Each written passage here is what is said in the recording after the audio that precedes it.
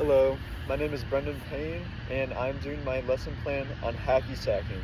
I chose this because I can do it with myself. I can do it with one friend, two friends, 10 friends. You can do it with any amount of people, and I thought this would be a good activity for a physical education class, um, probably at the middle school level and up, just because of it has a high skill ceiling, and it is a little harder of an activity, but nonetheless, I think it would be good for older students.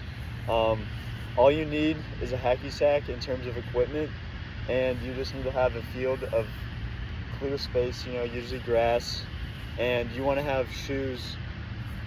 Any tennis shoes usually work well, or you could go barefoot, but you don't want to have sandals or anything.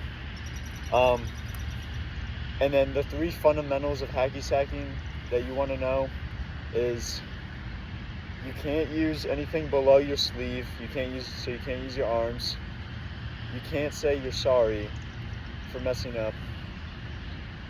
And the third one is you always start it by passing it to someone. So I don't have someone here with me, which is fine. So I just started by tossing it to myself. And the objective is to keep it up as long as you can, using any parts of your body, just like soccer. So no hands. A warm-up I would do for this, if this was a lesson plan, would just be everyone having a hacky sack and doing dribbling it individually like I was just doing, and then moving into passing it with players, with other teammates. It helps to start warming up just by yourself because you get more touches on the ball, and it just helps you warm up your feet better, So different parts of the feet that you can use. I usually use the top of my feet, my laces, and dribble it like a soccer ball. But people also like to get their foot up and use the flat surface of the inside of the foot, dribble it too. You can use either, and it really just depends. And your knees are also really good for dribbling it, and they have a big surface area, so especially for balls that are higher in the air, it helps to trap them with your knees.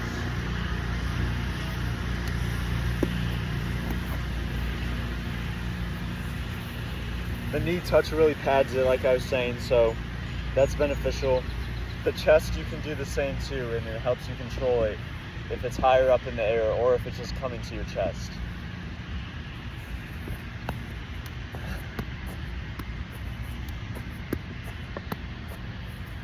So I use the chest there to trap it, which helps.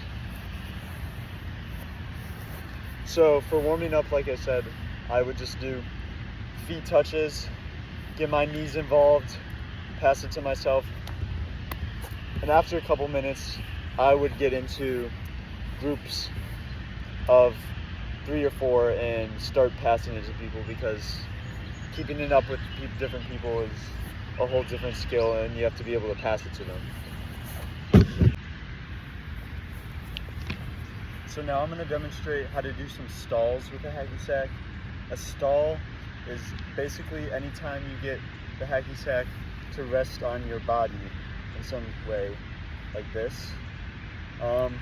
They are considered like tricks, but they can also be beneficial because once you have it there, you can rest for a second and hold it there and kind of take a break, I guess. But I'm going to demonstrate some of them that you can do. The first one is with your kind of inner hip region right here.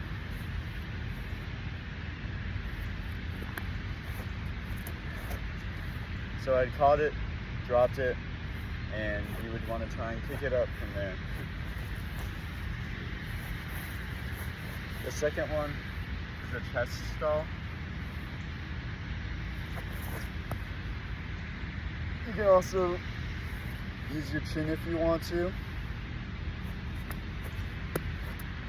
And then, last but not least, upper back / head stall, I guess you can call it.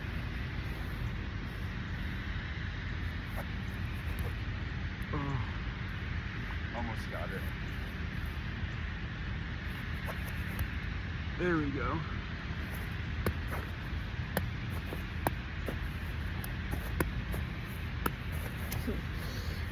So those are some stalls that you can do.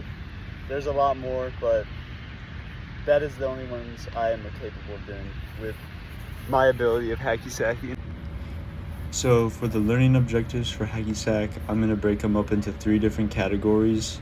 Psychomotor, cognitive, and affective, because these are the 3 different types of knowledge that you can gain from physical education.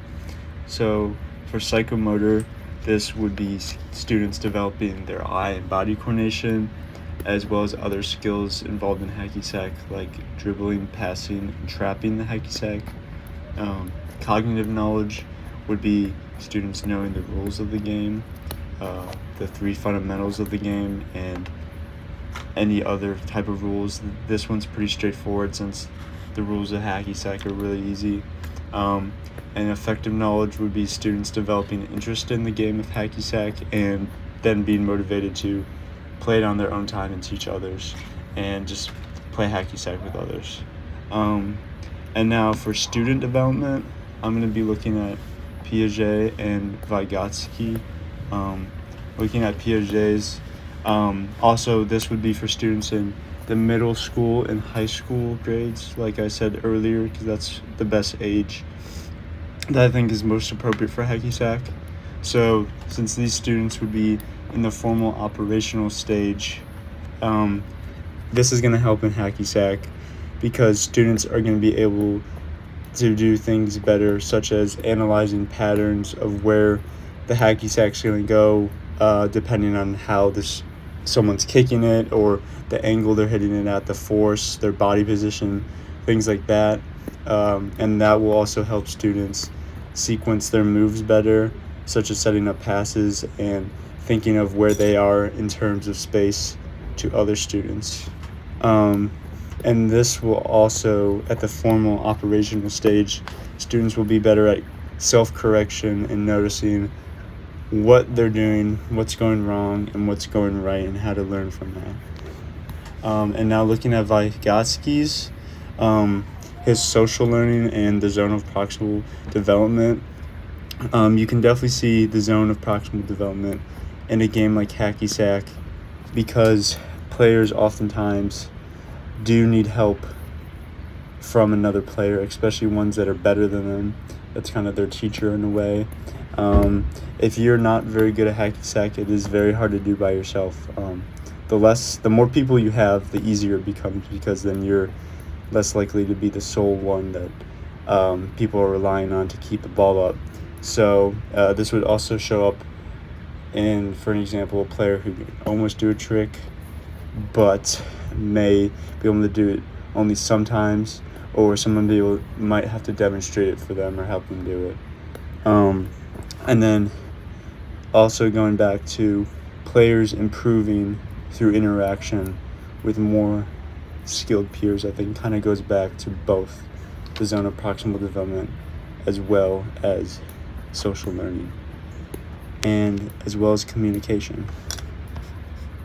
And lastly but not least, that is actually it. Sorry. That is the 3 questions.